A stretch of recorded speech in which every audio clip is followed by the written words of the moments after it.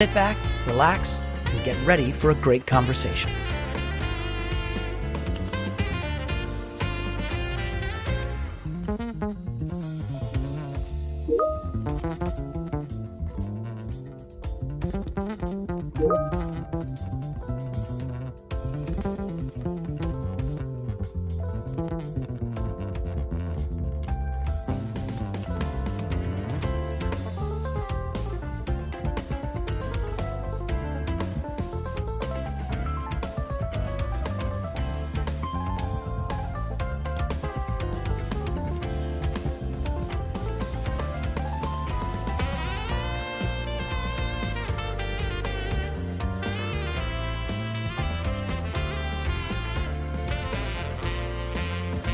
Thank you for joining us for today's episode of Ideas with Michael Bach.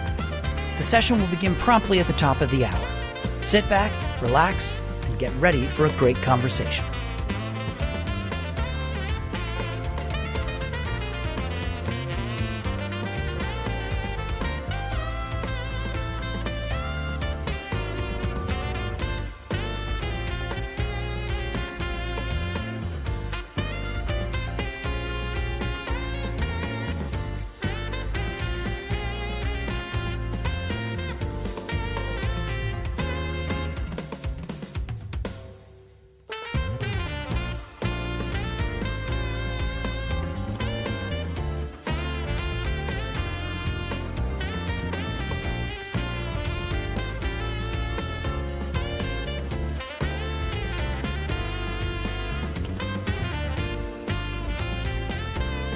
Thank you for joining us for today's episode of Ideas with Michael Bach. The session will begin promptly at the top of the hour. Sit back, relax, and get ready for a great conversation.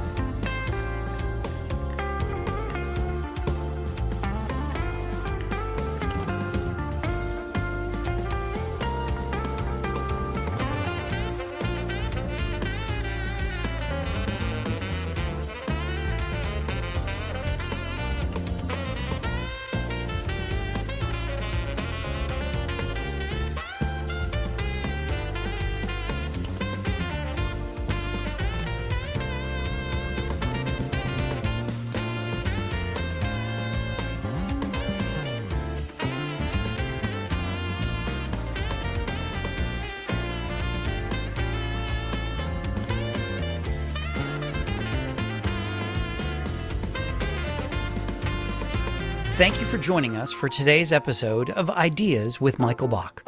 The session will begin promptly at the top of the hour. Sit back, relax, and get ready for a great conversation.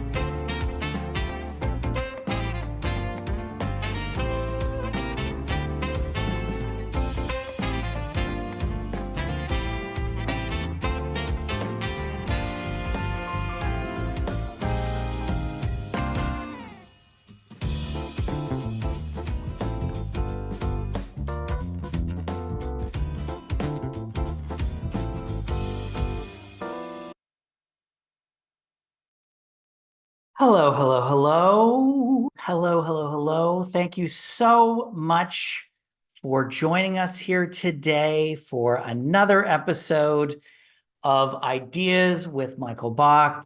I am your host, and if you haven't guessed it yet, my name is Michael Bach. My pronouns are he, him, and I'm really, really thrilled that you could join me today, particularly because I'm coming to you from sunny Palm Springs. So I'm just in a good mood. Sun is shining. It's a beautiful day, and I'm really, really excited for another episode of my series. This is a series that I started this year to engage in a conversation around inclusion, diversity, equity, and accessibility. It's the work that I've been doing for the past 20 years, and we are facing some seriously pressing issues in this space. And I wanted to create an opportunity for people to come together and engage in a dialogue and really support IDEA practitioners and champions who can share their experiences, both good and bad, and help people learn from them. And I'm thrilled that so many people have decided to join us here today. So before I go on, I need to say some thank yous. Events like this do not happen magically. It would be fantastic if they did, but they don't. And I want to thank the members of my team that helped put this on, but also I want to thank my sponsors. We have a series sponsor, Dentons. Dentons is the world's largest law firm by lawyers, and they really take their work in inclusion, diversity, equity, and accessibility very seriously. I have had the pleasure of working with this firm for nearly 20 years, and I'm really honored to have them as part of the series. I also want to acknowledge our sponsor for the Inclusive Communications theme, Vise Labs, creator of the Vise DI product, your digital language advisor. This is a fantastic app that you can use to help change your communications electronically to be more inclusive. So you can learn more by going to my website, michaelbach.com/ViseDI, and we'll paste a link to that in the chat and on the platforms where you're watching this so that you can find out more information. Lastly, I have to give a special shout out to the team at Barton CPA, which is where I am broadcasting today. My husband and I arrived in Palm Springs yesterday, and our Wi-Fi is not working. So I called my friends at Barton CPA, which is a fabulous CPA firm here in the Coachella Valley. And I have been working with them, and they said, sure, come on in, we can lend you a space. So I am broadcasting from their office, and thank you so much to Barton CPA for allowing me to steal some internet for an hour. A few housekeeping notes before we begin. Of course, if you're joining via the Zoom webinar platform, you will not be able to unmute yourself nor turn on your camera. Additionally, you will only be able to send messages in the chat to the hosts and panelists, that be myself and my guests. We do this to ensure that people who may disagree with what we're talking about aren't able to disrupt the session. If you have any technical issues or questions, please use the chat function in Zoom, and our producer, Mike, will be happy to assist you.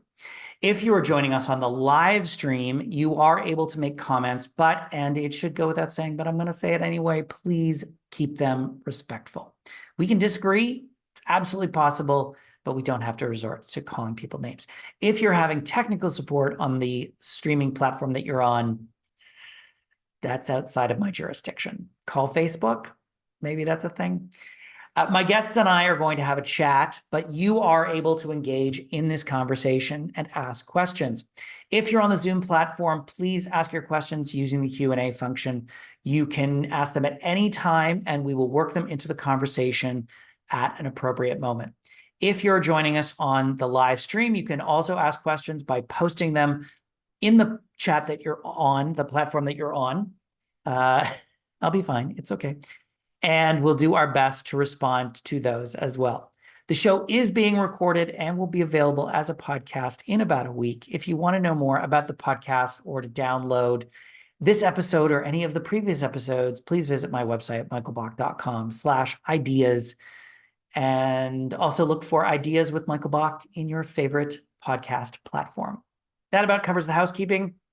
So sit back, relax, and enjoy the conversation. On today's episode, we'll be exploring the theme of inclusive communications. Why does it matter? And what can you do to improve people's communication skills so they're not inadvertently leaving people feeling left out? Today, I'm joined by not one, but two fabulous guests. Rachel Pearson is the Vice President of Community and Government Affairs at Experience Scottsdale. She's been with the organization since 2001. Rachel has helped keep the company's work and value of tourism top of mind with Scottsdale residents and key stakeholders. Rachel also has taken on the role of talent acquisition and leading the organization's diversity, equity, and inclusion initiatives. She serves on the board of directors for Save the Family, a local organization that equips families to address poverty, overcome homelessness, and achieve self-sufficiency. Michelle Myers is the Vice President of Marketing for Experience Scottsdale. She works to position the city of Scottsdale and town of Paradise Valley, there we go, the town of Paradise Valley as a luxury destination for leisure and business travel. Michelle previously was the director of content strategy at High Noon, an Arizona-based digital marketing agency. She received a bachelor's of arts with a specialization in public relations in 2009 and a master's of nonprofit studies in 2013, both from Arizona State University. Rachel and Michelle, welcome to the show. Thank you for having us. Thank you. Thank you so much for being here and for joining in this conversation. Let's get right into it. Michelle, maybe let's start with you. Can you just give us some basic information about what Experience Scottsdale is and the work that you do? Absolutely. Experience Scottsdale is the destination marketing organization for the city of Scottsdale and town of Paradise Valley. Our focus really is to enhance the local community by promoting the Scottsdale area as a year-round luxury destination for meetings, events, and for leisure travel. We do this through a variety of different ways. One focused on marketing tactics. We work with meeting planners all over the world to book their business in Scottsdale. We spread the word about the great things in Scottsdale to garner media coverage, and by teaching travel agents how to sell our destination to their clients. It's also important to note that Experience Scottsdale is a 501c6 nonprofit that operates as a private company, and we contract with the city of Scottsdale and town of Paradise Valley to do this work. And our primary funding comes from bed tax revenue that is collected by Scottsdale and Paradise Valley resorts and hotels. Got it. So for our Canadian listeners, a 501c6 is a charitable nonprofit organization. We have fancy words down here in the United States. And I just drove through Arizona and Scottsdale. And I love the area. Paradise Valley, though, that's a new one for me. Where is that in relation to Scottsdale? I'm going to let Rachel take this one. Sure. So Scottsdale is a very long city. If you think of like a big rectangle, that's kind of what we look like. So from north to south, we're about 31 miles long. And towards sort of that bottom third of our city, right next to us is what some would refer to as a small bedroom community of Paradise Valley. And they really have one industry, and that's tourism. It's all residential and tourism. Some of our amazing resorts are located in Paradise Valley, and we brand them as part of the Scottsdale brand. So outside of Arizona, they're not as big of a known name. Locally, everybody knows what Paradise Valley is. Got it. Okay. Well, now everybody is going to know what Paradise Valley is because they are watching this session and listening to this podcast. And it sounds like a very appropriately named place, Paradise Valley, although Palm Springs, I'm going to fight you for that one. So let's go back with you, Rachel, and I want you to talk to us about your experience with Experience Scottsdale and the journey around inclusion, diversity, equity, and accessibility, specifically as an employer. What has that journey looked like for you? Yeah, I think, we as an organization, just because of what we do, as Michelle described, it's all about welcoming people to Scottsdale. And that really has to start with how we welcome employees into our organization and what we're putting out into the world. And we've always talked about Scottsdale being this like warm and welcoming place. But like a lot of organizations in 2020, we did a lot of self-reflection. And while there's a lot of great work that we have always done as an organization and as a community, there was a lot we could still do and a lot we had not tackled. And so we had to, like I said, a lot of self-reflection, and we had to be honest with ourselves about what we weren't doing. And there was a lot that we could improve upon. And so we knew that before we could start trying to change the community, we really had to change the organization first. And we had to make sure that we were really doing everything that we were hoping that others would soon do as well. So, I mean, it started small in terms of even just reviewing our employee handbook.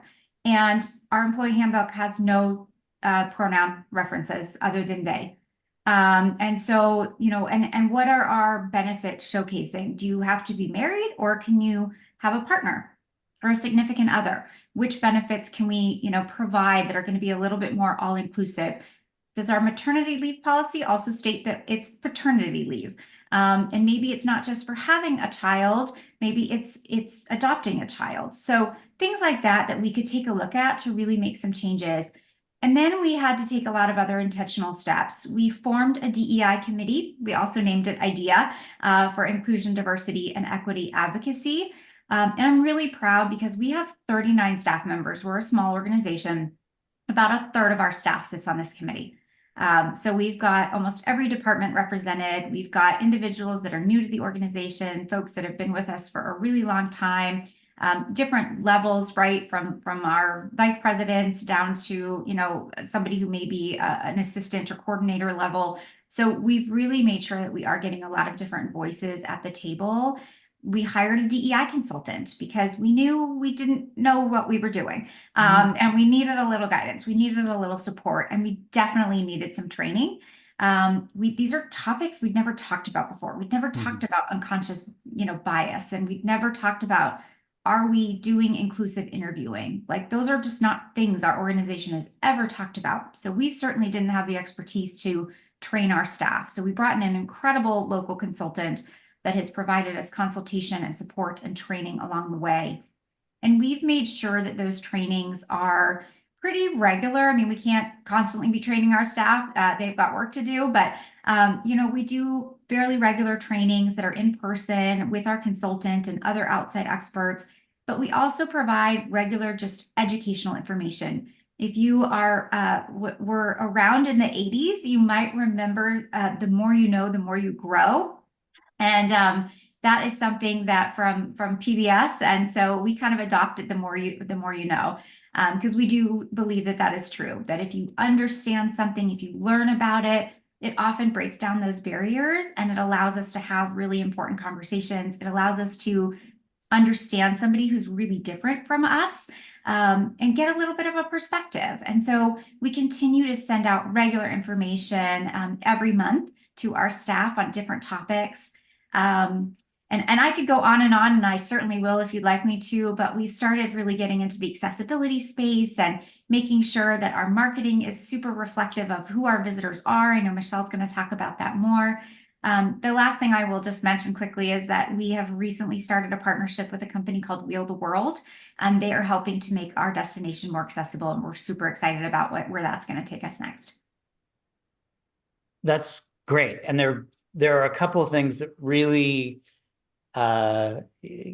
connect for me. I mean, first of all, for everyone's edification, I'm assuming you're talking about George Floyd's murder in 2020 and the cause for reflection, which I hope people are still reflecting and still working towards. But, you are a small organization, 39 people, and the reality is that for some employers, they really get stuck on this and they say, well, we're so small, we can't do anything. But clearly you can, and you have an engaged employee base that wants to talk about this and is very, very invested in that conversation, which is fantastic. So let's talk as a tourism organization. I would argue that it's probably important about reflecting the diversity of Scottsdale, whether that's the current population or the population that you want to attract to Scottsdale. Would you say that you are reflective of those populations in the current employee population? So what's interesting is that if you really look at just Scottsdale as a community, we're about 250,000 residents, a smaller community within the larger Phoenix metropolitan area. We're not a particularly diverse community. We're not naturally very diverse. And so that was something that we sometimes got pushback on, to say, well, this is what our community looks like. But at the end of the day, we're promoting visitors coming to Scottsdale. A visitor to another country doesn't need to be from that country, right? We love to travel the world and see new places. What we needed to do was reflect the visitor that was coming, and the visitors are coming from all over the world, and our visitors are diverse. So even if our local resident population isn't, our job is to showcase the visitor and make them feel welcome. And so that was really important for us to kind of step back and have that conversation with a little bit of pushback that sometimes we would get. And I think we have been able to really do a few things. And you mentioned being a small organization. I think that is one of those things where it's almost easier for us to do things because we are small. So I'm not trying to move mountains. I've got 39 people to get on board, and that can be a lot easier than 500 or 5,000. And I think, one of the things that we started with was our hiring and our recruitment practices. And I started reading job descriptions, and almost every job description, including my own, including Michelle's, said you had to be able to lift 50 pounds. Now, I don't know what I'm lifting during the day. I don't know what Michelle's lifting, but that was one of those things that I think has been in job descriptions for years that we don't even think about. It's like, well, everybody apparently has to move boxes, even though that is not part of my job. And if I couldn't move a box, I wouldn't get fired because that's not a requirement of what I do. So why is it in the job description? And so really starting to look at those things, looking at like educational requirements. Does this job require a degree? Now, some do, and it's important that that be listed, but others, we really just want somebody who's great at the work, right? So like we hire a lot of sales managers, they might have a degree and that's great, but what we really want to know is, can they sell? And if you can sell, who cares if you've got a degree? And so those are the kinds of things we started looking at. And really, I think it opened up a more diverse candidate pool that started coming to us. And so that gives you more options. And that's really what we wanted, right? We can't guarantee who we're going to end up hiring in the end and what diversity they may bring to the table, but we can make sure that we are filling that pipeline with a more diverse candidate pool. So that was really important to us. And our organization represents the tourism industry here in Scottsdale. As an employer, we are diverse.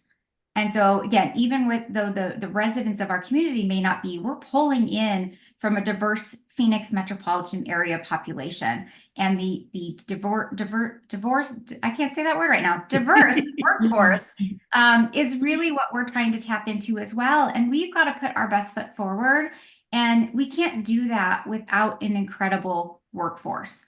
And so we also need to show our industry that this is important. And so we started internally, but we have now started sort of working our way out and making sure that we're sharing best practices with our members and our partners, and trying to support our community in doing this really important work. Because if they don't have that workforce that they need, we're not going to shine as an industry. So that's been an important component for us as well. Yeah, you hit something so critical on the head, and that is that you as a tourism organization, destination marketing organization, however you refer to yourself, it's not about necessarily being reflective of the community. Yeah. It's about being reflective of the tourist community, of the world, so that you are attracting people to the Scottsdale area from different countries, from different states, from, and understanding what they want and what they need as a tourist to your neighborhood. That's unique. My friends here at Barton CPA need to reflect their client, but their client is in the Coachella Valley. They're not bringing in clients from around the world. That's not what they do as an organization. Whereas you, as a destination marketing organization for Scottsdale and Paradise Valley, now I'm going to say, you need to, it's not about reflecting the community, it's about reflecting the world, which is really critical. So I want to bring in Michelle. People are like, why is Michelle here? I want to talk about how we got connected, because it is important to the next part of our conversation and to Michelle. And it's really why we're here today. I am an avid Roku user. I have a Roku. That's not a plug for them. But while I was binge watching Ink Masters, and please do not judge me for that, I kept seeing this commercial for Experience Scottsdale. And it was a commercial that just kept sticking with me. And so as a consequence, I reached out to Rachel and Michelle and said, hey, would you come on the show and talk about this commercial and the work you're doing? Because I think it's really impactful. But instead of talking about the commercial, I am going to show the commercial. So I am going to quickly share my screen. We'll see how this works. And we can take a look.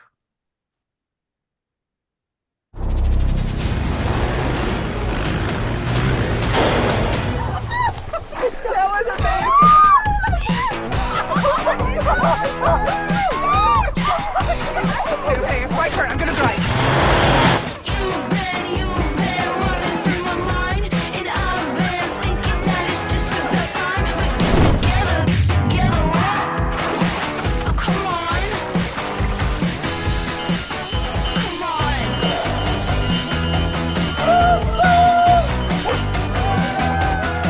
So come on. I've been doing just fine, and you've been doing alright. Let's get together, right? So come on, come on.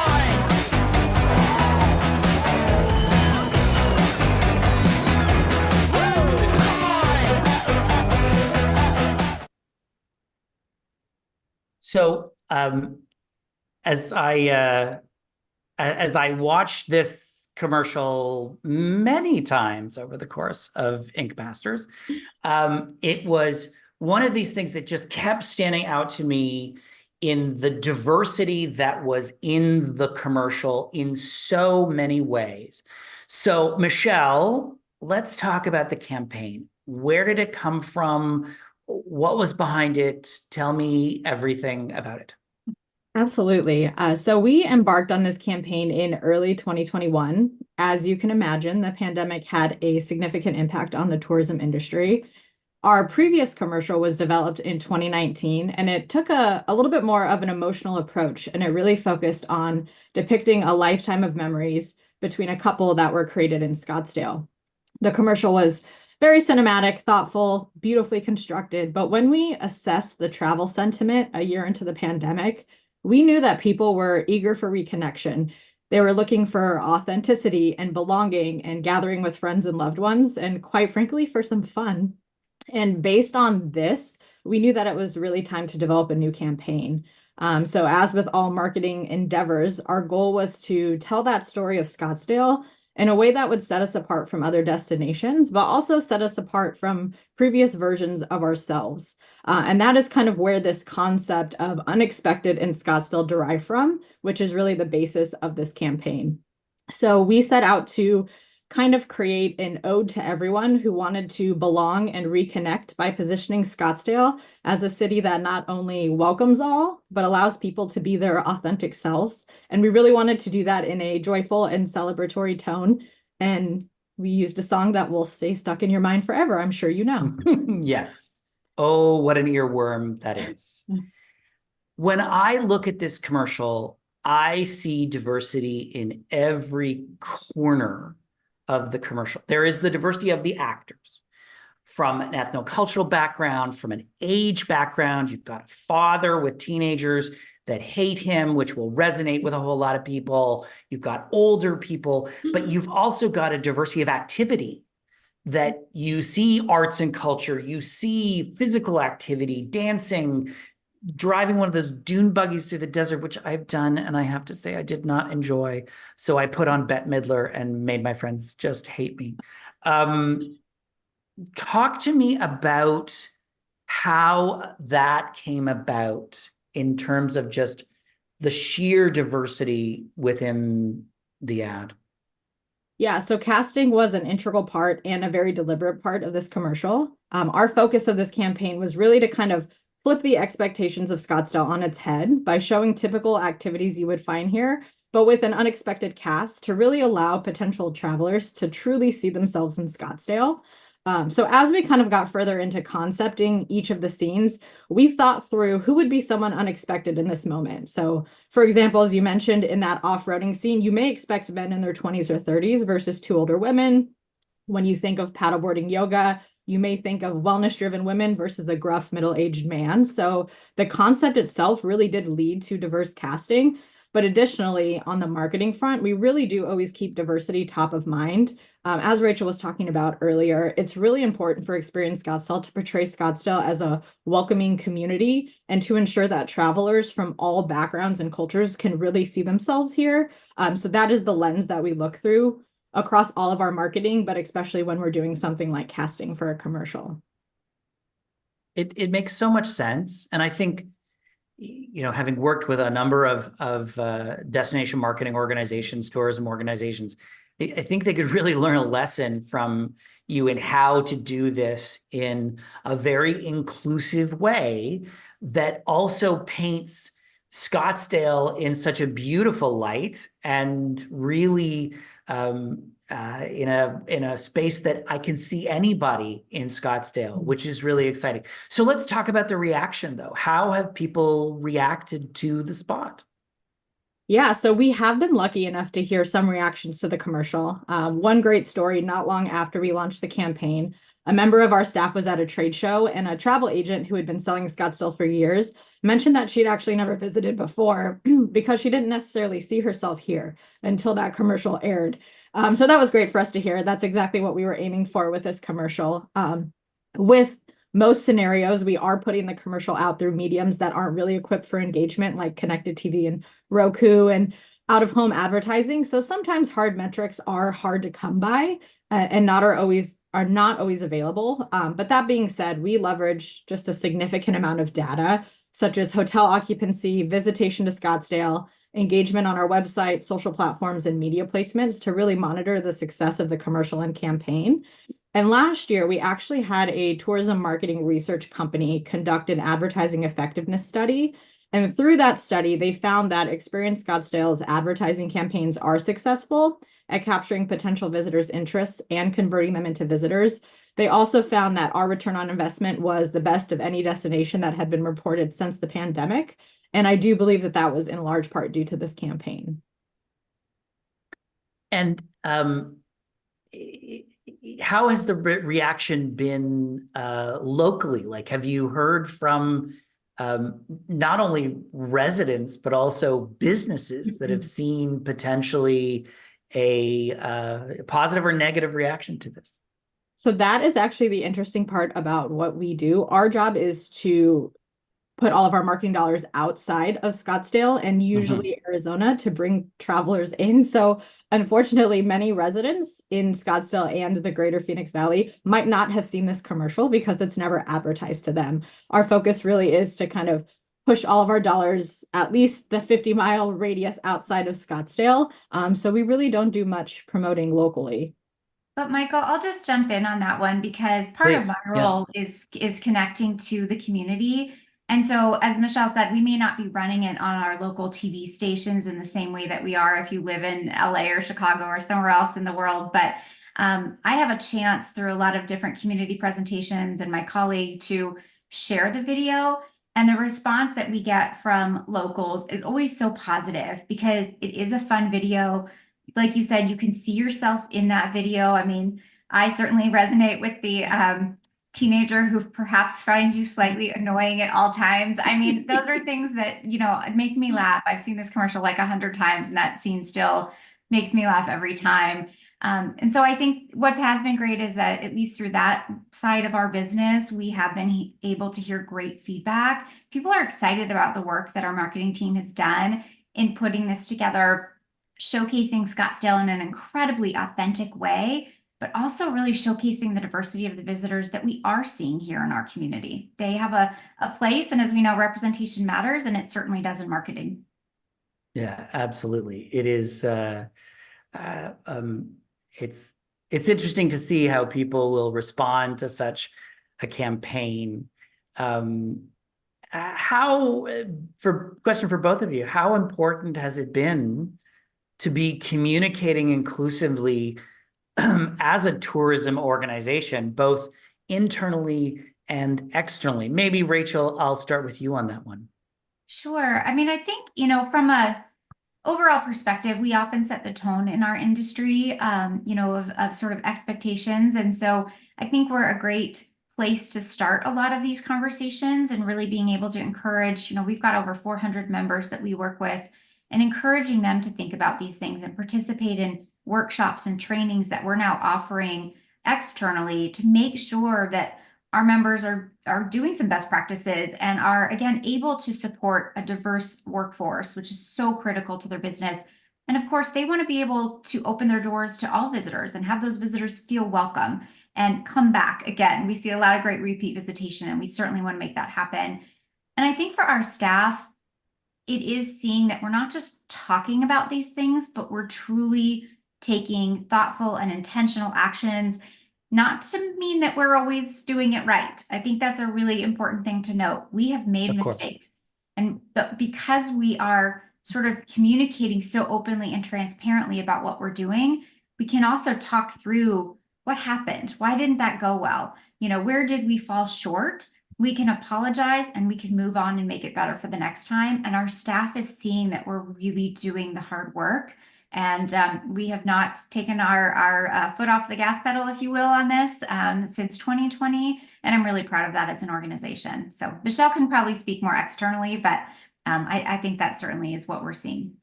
Yeah, please, Michelle, what about the external position? Absolutely. From that external front, I personally believe the long-term success of a destination really depends on it. At its core, the motivation for travel typically comes from wanting to discover new places, build memories, and experience the excitement and growth that comes with exploring the unfamiliar. And it's really difficult to do that if you can't feel like you belong in a destination, or if that destination isn't for you. And I mean, honestly, literally every place in the world is a competitor when it comes to destination travel. And if a tourism organization isn't communicating inclusivity, it adds in barriers that makes it difficult for people to see themselves there. And when people can go anywhere in the world, they're more likely to go somewhere they're more likely to choose a place where they believe they would be welcome or included. Mm-hmm. Yeah, it's you talk about that included. Like I said, my husband and I have just spent 5 days driving across the continent from Toronto to Palm Springs as we bought a place down here. And we passed through some places that I will say I felt uncomfortable in as a gay man, as a person who's gender nonconforming, because I didn't see indications that I was in a safe place. And that communication to me has to be done in a essentially nonverbal way to make it clear that it is a safe place. And in the commercial, you do that. It's what immediately drew my attention is the two people towards the sort of second half, the person with braids and the person they were with, looking like a same-sex couple. I made some assumptions there, and I saw myself. I thought, oh, that Scottsdale clearly is a friendly place for LGBTQIA plus people, and it's that sort of communication that is required in order to make people feel like they're going to be welcome, like going to be safe. It is a critical aspect of what you do. So now we're going to open it up to questions from the audience. If you are joining us via the Zoom platform, please feel free to use the Q&A function. Drop your question in and we will get to it. If you are joining us via the live stream, please do use the platform that you're on and ask your question. And I have devices going on here. I will relay those questions to the team. So we do have a question here, and it is for mostly for Michelle, but both of you. And the question is, have you seen other examples of this type of work being done by other tourism organizations? And if so, can you share some of those? And if not, why do you think that hasn't caught on? It's a good question. Michelle? I do. I think I don't think that this concept of making sure people feel welcome and see themselves in a destination is a new or, groundbreaking idea or theory. I think it is something that most destination organizations really think about, especially when they're putting content out. I know one that does it particularly well is Visit California. That is kind of the umbrella of all of California versus just a city. I think their work is great. I'm sure you've all seen their commercials. One of them aired at the Super Bowl a few years ago, which is just a dream of all destination marketing organizations. So we applaud them for that. But yeah, I think that most organizations and cities are really trying to do this. I think that they want to be welcoming and open, and they do it as best as they can within what is available. I do think that there are some destinations that I have seen that are a little too on the nose, or you could tell that it's very contrived, or they're trying to fit the, square peg into the round hole and trying to make it look something that maybe it isn't. And I do think that comes across as a little inauthentic. But I think for the most part, most of the content I've seen out there in this space really does a good job of trying to portray that welcoming and making sure that everyone who might want to visit their place would feel like they could do that safely and happily. That raises a question for me. Do you feel like the tourism / destination marketing industry is leading the pack, lagging, or kind of in the middle as it comes to this work around inclusion, diversity, equity, and accessibility in the external piece of what you do? Where do you think the industry is? That's an interesting question. I would say probably in the middle, just because when you look at different destination marketing organizations all across the United States, they're made up differently. Sometimes they're part of the city, sometimes they get bed tax revenue, sometimes they're member funded. So budgets really do fluctuate. And from a marketing standpoint, when you're restricted by budget, you can only do so much, and you really do have to kind of assess what the top of funnel is. And for some, that may be promoting meetings more, or, spending more time working with travel planners than working with those individual consumers. So I think that if, in a perfect world, if everyone had the same budget and was able to do the same amount of things, I do think it would be a little bit more on that leading edge, because our job really is to bring people from all over the world to our destination. And we wouldn't be able to do that if we didn't spend time in this space. I just think the reality is that not many destinations have the flexibility or, monetary ability to be able to spend as much time in the space as they would like.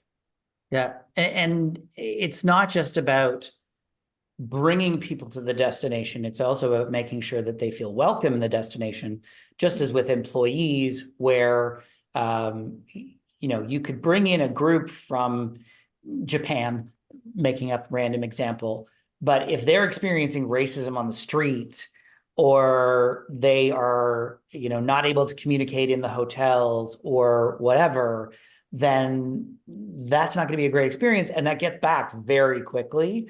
You end up getting a reputation that is not one that you would want. So Rachel, question for you that's come in is about being a small employer in this space. So what are some of the stories that you can share, the positive and negative, about being a small employer, and what advice would you give to other small employers that are trying to do this work in inclusion, diversity, equity, and accessibility? This is a question I get asked a lot. Yeah. With small employers is where do you start? So what would be your advice to other small employers? Sure. And I think, as our organization kind of got started, and we were seeing a lot of other organizations trying to get started around the same time, what was interesting was there was a lot that were like, okay, let's stop and really come up with our goals and come up with what we're trying, and it was a lot of that. And I fully respect that, because it's great to have goals. It's really important. Our organization is incredibly goal driven. But I will say, in this particular space, I was like, we don't even know what our goals are, but we have to get started.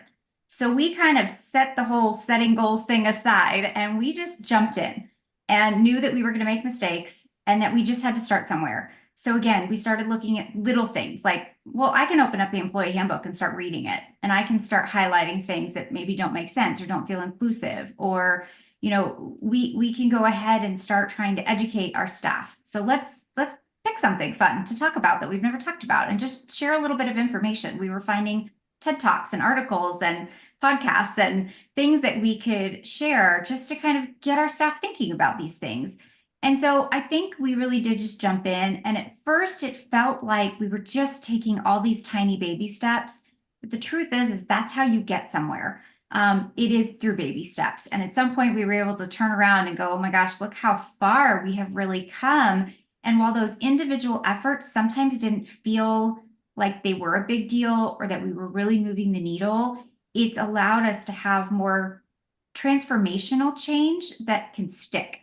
And I think that's the thing, right? Because you don't want to do something and say, okay, well, we put on a big workshop and we did it once and it was great, and then we've never done anything since. You want to really take those small steps to build up your stamina, if you will, to be able to take on bigger projects, to take on sometimes the questions and the feedback that you're going to get along the way. And I think for us, again, we had a couple of missteps. You know, we were, you know, sharing information, and not every employee always took to that information the same way. And so we had to be prepared for hard conversations, or, you know, somebody who felt like we weren't pushing far enough. How come we're not talking about these and showing these things? And we had to kind of come up with we've got to meet people where they are. We cannot pull them along. We can't push them along. But if we walk side by side, we can help kind of guide people forward and open their minds a little bit to thinking something new. And I think when we did that as a staff, again, we're small, so we all know each other. And so it was like, if I was saying something that seemed really different than what somebody thought I would, it gave them a chance to reflect on that in a safe space. And we allowed our staff to ask hard questions. And we allowed people to say, I've been doing this for years. Is that the wrong thing? Like, should I not be saying that? Should I not be doing that? You know, here's how I've responded when somebody has, you know, done something. And, you know, and it was okay to recognize, oh, I should stop doing that. You know, I'm the first one to recognize even small things. I constantly say things like, you guys, and you know, trying to change that to folks or everyone, or find another way to communicate. That's hard, but admitting that we don't, you know, we're going to mess up, and it had to be okay. Yeah. And it's still okay to mess up. Yeah, it is okay to mess up. And I think that is such an important message for people to hear, is you're going to make mistakes. Yes. And more often than not, I hear, you know, people say, well, I don't want to make a mistake. I'm afraid of putting my foot in my mouth. And my response is, you're going to make a mistake. Put your foot in your mouth. The only way you learn is by doing just that, is by making the mistake, taking the risk. Not talking, not saying something is not making anything better. The question is not what happens when you make a mistake. The question is, how do you respond? How do you react? You know, if you misgender someone, if you use, you know, if the wrong pronoun with somebody, how do you respond? How do you change your behavior? It's if you do that and you're like, oh my gosh, I'm so sorry, blah, or start questioning why they use different pronouns, or say, no, the answer is to say, I'm so sorry, you know, and use the correct pronouns, and make sure you learn from that moment. Absolutely. And to come back to what you said though about a small organization, the little things are really, I think, where you have the most opportunity as a small organization, and being sure that you are looking through the employee handbook and applying that lens of inclusion, diversity, equity, accessibility, and saying, okay, you know what? Where are those opportunities for improvement? Whether it's pronoun usage, calling it parental leave, or talking about paternal leave in addition to maternal leave, which are two different things. There's a legal component to them. You know, those in and of itself are big leaps that you can take in making the organization more inclusive. Well, and Mike, you mentioned pronouns, and I think that's one where we thought, okay, this is something people are doing, but not everybody even understands why. So that's where we started. Let's just educate our staff on why do people put pronouns on their email signatures? What does that even mean? Why would you do it? Why wouldn't you? What is it telling somebody? And so that was helpful. And then once we did that, we could tell staff, if you want to do that, go for it. And here's how you might add them. And if you don't, it's okay. You might have a lot of different reasons why you don't choose to add them. And we're okay either way. We weren't trying to mandate something like that, but allow Right. people to come to it on their own terms. So a bunch of staff added it right away. Others have added it along the way. It may not be as meaningful for somebody and they don't choose to, but we don't shame them for not wanting to, participate in everything, just as we wouldn't on anything else that we do as an employer. Sure. Yeah. It can't be a zero-sum game. Yeah. It can't be, right and wrong. We can't look at this work through that lens of, where you're right if you put your pronouns in your email signature and you're a bad person if you don't. That's just the antithesis of inclusion. It is not something that we should be doing. We should be saying, you know what, it's okay if you don't, and that's all right. But you talking about education is so important, where you have to make sure people understand why they should be using their pronouns. What are pronouns? What are new neo pronouns? And why should you include them in your email signature and on your Zoom profile and wherever you have the opportunity? Because only then will they understand, if they feel comfortable doing it, why they should do it. Very, very good advice. So if you're just joining us, we've got a couple more minutes left. You're able to ask a question by using the Q&A function, and you're also able to ask questions on the social media platform live stream that you are on. So please do so. I want to come to you, Michelle, and I want you to, as a communicator, marketing and communications, the world you're in, what's the impact of inclusive communications versus a lack of inclusive communications? What are your thoughts? I mean, I think it just comes down to that feeling of being included and welcomed into a place. And I think as you communicate inclusivity, it reflects in everything. Like you said, you have a split second to catch someone's attention. You have a split second to make someone feel comfortable or welcome or to see themselves in that scenario. And so it's really just having to kind of understand the truth of the community. If Scottsdale wasn't a welcoming community, as you said, we would be selling a lie, and we would have people come and they would feel like they didn't belong here, and then they would leave, and then that would spread from word of mouth and all sorts of different things. And so I think, it really goes back to that authenticity piece is, when you live in a community or work in a community that is welcoming, that the tourism does reflect of, a wide range of travelers, it makes it easier to tell that story. But again, it's going into the community, it's looking around, seeing who's here, and then reflecting that with the megaphone that we have from a marketing perspective, and just making sure that anyone who watches it, anyone who sees it, anyone who reads a guide can see themselves there, can feel that welcoming vibe that we put out, and really knows that they could come here and build those memories, have that fun, and really just continue to live here in Scottsdale. So very true. I think we have time for one more question, and there's a good one here that I want to ask both of you. What would you do differently if you could go back in time? Personally, I would redo the 80s because they're some moments.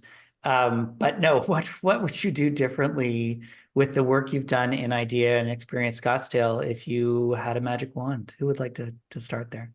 I can jump in first. I feel like if I could, we would have started 30 years earlier. I mean, I just think it took us way too long as an organization, as a destination, to have these conversations and to focus on this work. And so I try, while I can't go back and I can't make that happen, I think that's where I try to be really grateful for what we have been able to do and being able to recognize the transformation that we have made in our company and our company's culture, and the impact that we really are having on our industry and on our community as a whole, working with so many partners in our community that we really hadn't worked with before. And we were the ones missing out by not being connected, by not having these conversations. So if I could, I would go back and we would be so much further along in our journey because we would have started so many years ago. Yeah, I totally get that. And I think though the one thing I would say is this is a journey without a destination, and it's a constantly evolving conversation. But it totally resonates with me, I would have started 30 years ago as well. Michelle. Mine is of a similar sentiment. I do think Yeah. that for many years, Scottsdale did kind of fall trap to the promoting ourselves based on who our residents are versus who our visitors are. And I think that that led naturally to not being as diverse in our marketing materials, and, maybe not being portrayed or portraying ourselves as inclusive of a community as we are. Again, through all of the work that we have done internally, from this perspective, it really has helped reflect and reshape what we were doing from a marketing standpoint. So I wish that that shift could have happened, like Rachel said, many, many years ago. But we're just here always trying to do better. And when we know more, we can do more. So Yeah. Well, and I think you should give yourself an applause, because I think that you're doing it is so important. And I think that we will absolutely see more organizations stepping up to this. Last question, where can people connect with you? Rachel, I'll start with you. I'm not really on social media, so LinkedIn personally. Michelle can tell you all the ways to connect in with Experience Scottsdale, but I am on LinkedIn. Fantastic. Michelle.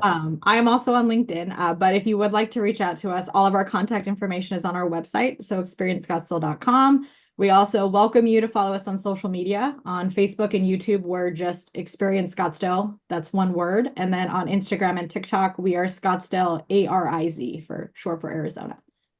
Fabulous. And we will make sure to include those links in the post. Thank you so much for coming in and sharing your information. I think this is such an important conversation. It's taking this conversation around inclusion, diversity, equity, and accessibility beyond employers into the community, and is so critically important. So thank you for being here.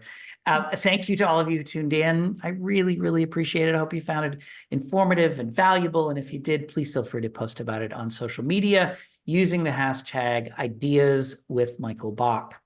And if you haven't done so already, please do connect with me on the social media platforms. I am the Michael Bach on all of the platforms, all of them that I'm on. Who knows? I'm lost in them.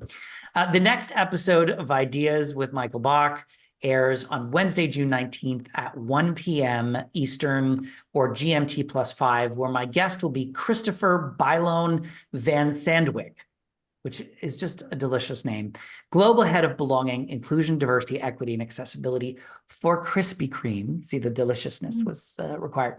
And we will be talking about Pride 365, solving for LGBTQIA+ belonging all year round as part of the LGBTQIA+ inclusion theme. I hope you'll join us for that conversation. Of course, it's my Pride Month recording, so please do join. If you haven't already done so, please register at michaelbach.com/ideas or on any of your favorite social media platforms. That's it for today. Thank you again for joining us, and I look forward to talking with you again very soon.